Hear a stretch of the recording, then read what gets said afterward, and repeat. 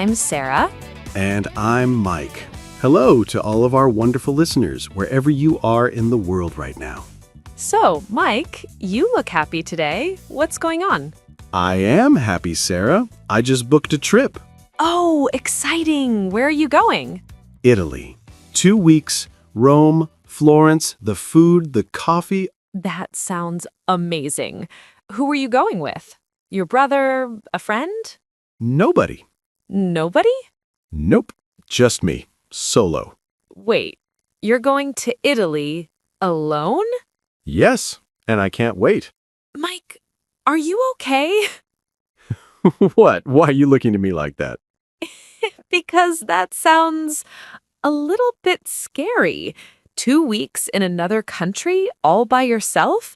What if something goes wrong? What if you get lonely? What if... Sarah, relax. Millions of people travel solo every year. It's completely normal. Solo means alone, right? By yourself.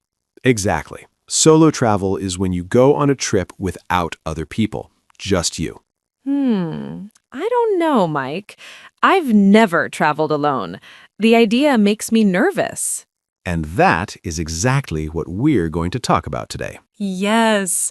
Today, we're talking about traveling alone, or solo travel in English.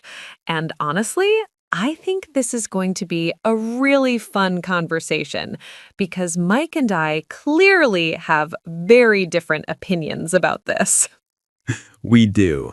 And for everyone listening, have you ever traveled alone?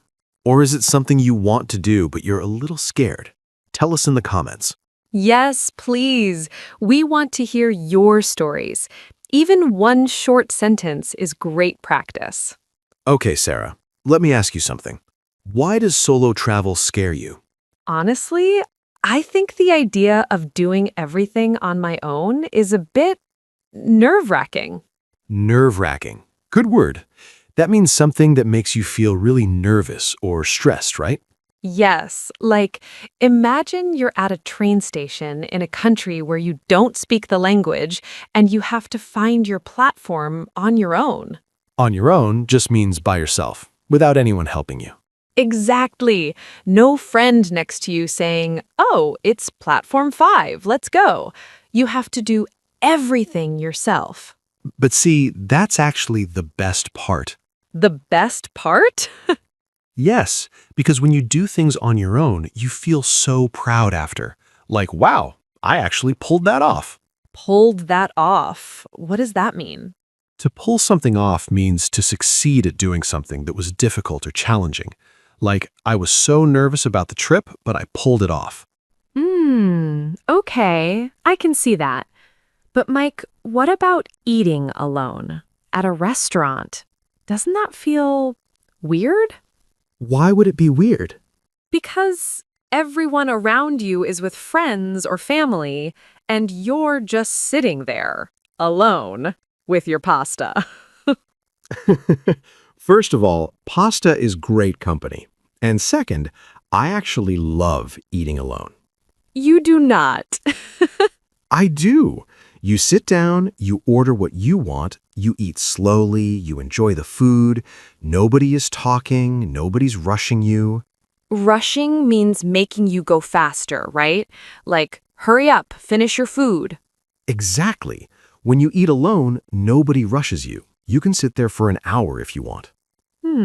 Okay, that part sounds nice, but I would still feel awkward just sitting there. Awkward means uncomfortable, like you don't know what to do with yourself. Yes, like, do I look at my phone? Do I stare at the wall? Where do I put my hands? You're overthinking it. Just enjoy the food. Okay, I have to disagree. For me, eating alone in a restaurant sounds terrible. I would feel so awkward just sitting there. And I would feel totally relaxed. So, listeners, who do you agree with? Is eating alone at a restaurant comfortable or awkward? Tell us in the comments. I want to know. I know most people will agree with me. We'll see about that. Okay, but seriously, let's talk about the good things about solo travel. because I know there are good things, even if I'm scared. There are so many good things. The biggest one for me is freedom. Freedom? Yes, when you travel alone, you decide everything. You want to wake up late? Fine. You want to visit 3 museums in one day? Go ahead. You want to sit in a cafe for 2 hours and do nothing? Nobody will complain. Okay, that does sound nice. No waiting for other people to get ready. No arguing about where to eat? No one saying, I'm tired, let's go back to the hotel. Exactly. You go with the flow of your day. Go with the flow. I like that phrase. It means you relax and just accept what happens, right? You don't stress about having a perfect plan. Right. So maybe you're walking down a street and you see a beautiful little market. You stop, you look around, you buy something. There's no schedule. You just go with the flow. That actually sounds really refreshing. Refreshing, yes. And that's another great word. Refreshing means something that feels new and good, and it gives you energy, like a cold drink on a hot day, but for your mind. I like that. Solo travel is refreshing because you forget about your normal life for a while. Yes, you leave your routine behind, and suddenly everything feels new again. I think that's what a lot of people need, actually. A break from the same thing every day. Totally. And here's another amazing thing about solo travel. You meet more people, not less. Wait, really? How? Think about it.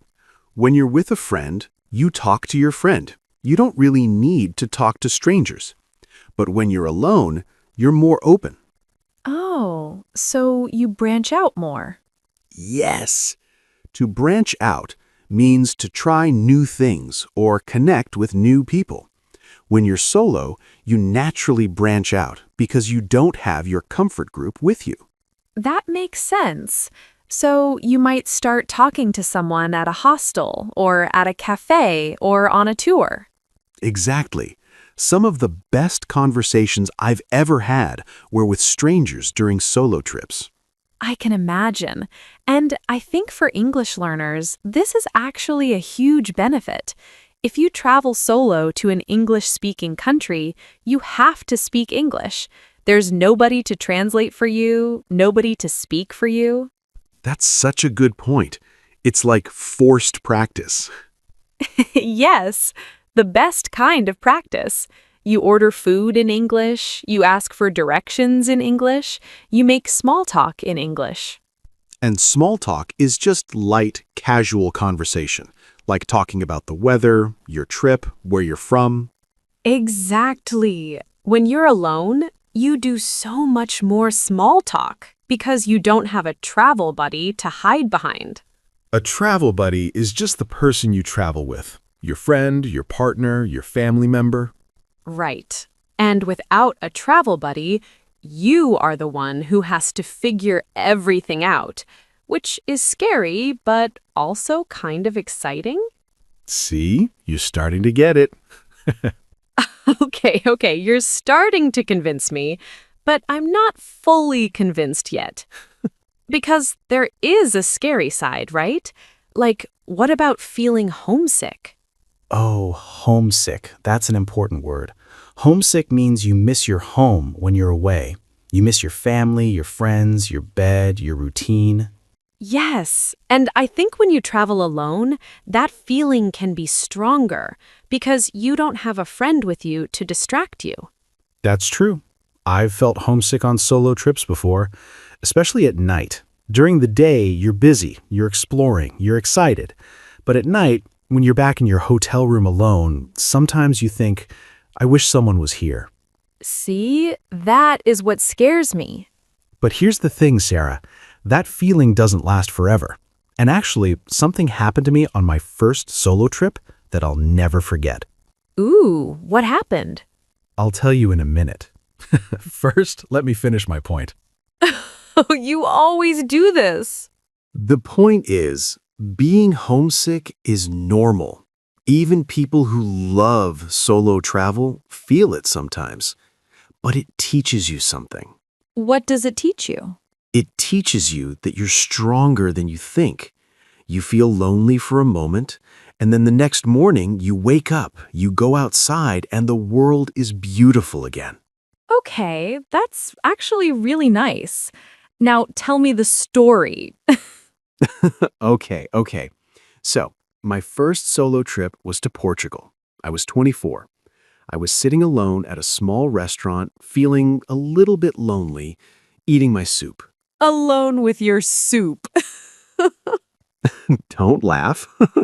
And then the man at the table next to me said, "Is that the fish soup? Is it good?" And we started talking. His name was Carlos. He was a local teacher. We talked for 3 hours. 3 hours? With a stranger? Yes, he told me about his city, his life, his favorite places. He even drew me a little map on a napkin of places I should visit. That's so sweet. And that conversation, that would never have happened if I was traveling with a friend. I would have been talking to my friend, not to Carlos.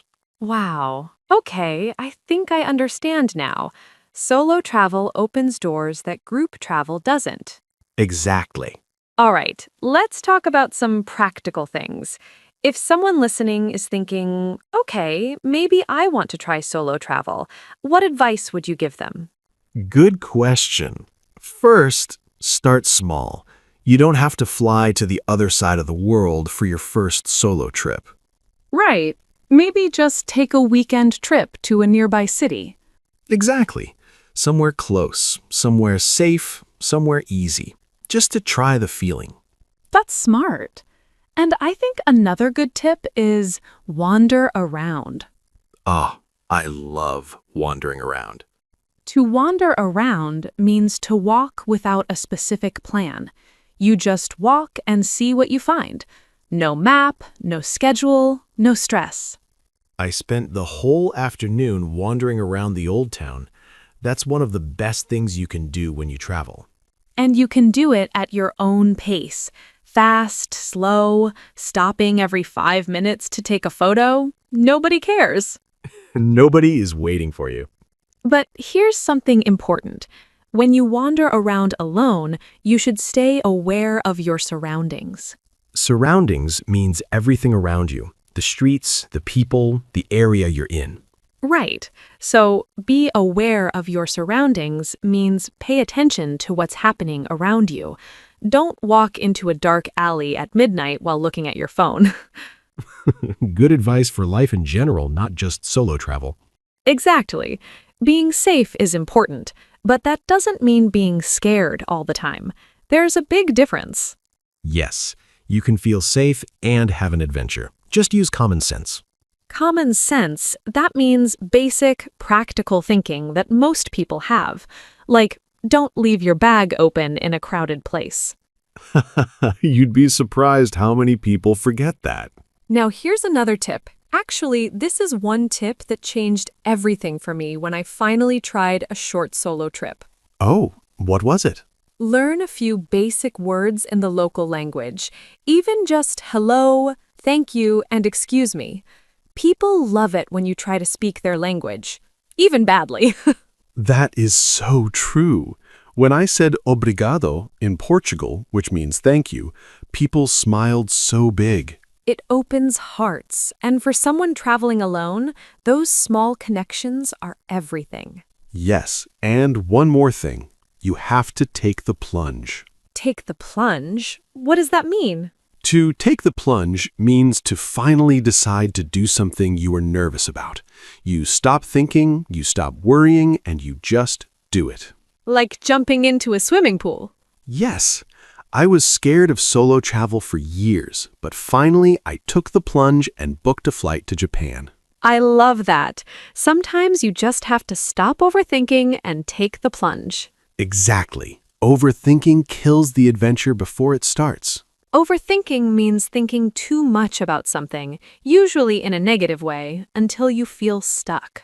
Yes, And solo travel is the perfect cure for overthinking. Because when you're in a new place, alone, your brain is too busy experiencing things to worry. You know what, Mike? I think solo travel is really about trusting yourself. That's beautiful, Sarah. And it's true. Like trusting that you can handle things on your own, that you can eat alone, navigate alone, solve problems alone. And once you do it, you carry that confidence back home with you. It changes how you see yourself. Okay, I think you've actually changed my mind a little bit. A little bit? Okay, a lot. I'm actually thinking about maybe, possibly, trying a short solo trip this year. Yes! Do it, Sarah. Maybe just a weekend, somewhere not too far. That's perfect. Take the plunge. I'll try. Okay, before we finish, let's do a quick review of the words we talked about today. Great idea. So solo means alone, by yourself. She went on a solo trip to Greece. Nerve-wracking means something that makes you feel very nervous or stressed. The first day alone was nerve-wracking. On your own means by yourself, without help. I had to find the hotel on my own. Pull something off means to succeed at something difficult. I can't believe I pulled off a 2-week trip alone. Go with the flow means to relax and accept whatever happens. I didn't have a plan, I just went with the flow. Refreshing means something that feels new and gives you energy. Traveling alone is so refreshing. Branch out means to try new things or meet new people. Solo travel helped me branch out and talk to strangers. Homesick means missing your home when you're away. I felt a little homesick on the third night. Wander around means to walk without a plan. I love to wander around new cities. And take the plunge means to finally do something you were scared about. Stop thinking and just take the plunge. Beautiful. Those are really useful words for talking about travel and honestly about life in general. They really are. Now, listeners, we have a question for you. Yes, we want to know, what is the one place in the world you would love to visit alone, and why? Write it in the comments. Even one sentence is amazing practice. For example, I would love to visit Japan alone because I want to go with the flow and explore at my own pace. Or, I would love to wander around Paris alone because it sounds so refreshing. See? Use the words from today. We read every comment. Seriously, it makes our day. And if you enjoyed this episode, please subscribe to Everyday English Academy and give us a like. Share this with a friend who loves traveling or who needs a little push to take the plunge. Perfect. Thank you so much for spending time with us today. Keep practicing, keep learning, and maybe start planning your first solo adventure. Stay curious, stay brave, and we'll see you in the next episode. Bye, everyone. Goodbye. And Mike, send me a postcard from Italy. I will. Bye.